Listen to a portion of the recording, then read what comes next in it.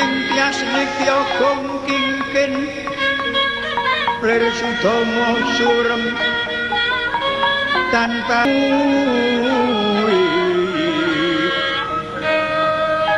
kekesanghat praloyo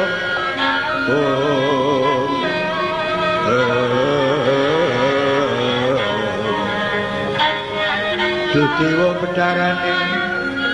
jagat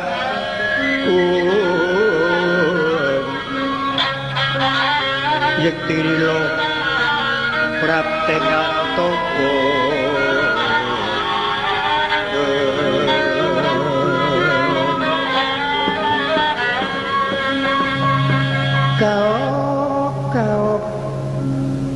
kau jagat Dewa Bathara yen itik nggonku Pacakara kewragangan mungsuhku tegese aku ingkang tumpang jayane nanging apa sababe ana wektu sawetara aku pisah karo mungsuh dandang lelunggungan tanpa wilangan kaya nyaut-nyauta nektraku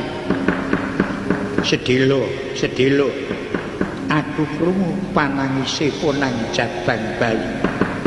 yen mengkono Bathara wis bakal paring kanugrahan marganing kasampurnanku yen mengkono kudu aku cecawis lair lan batin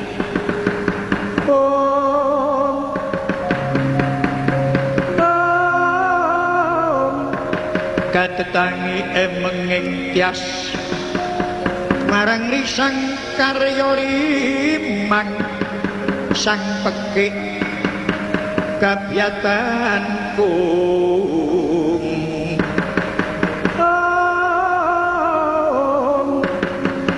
rentenging tias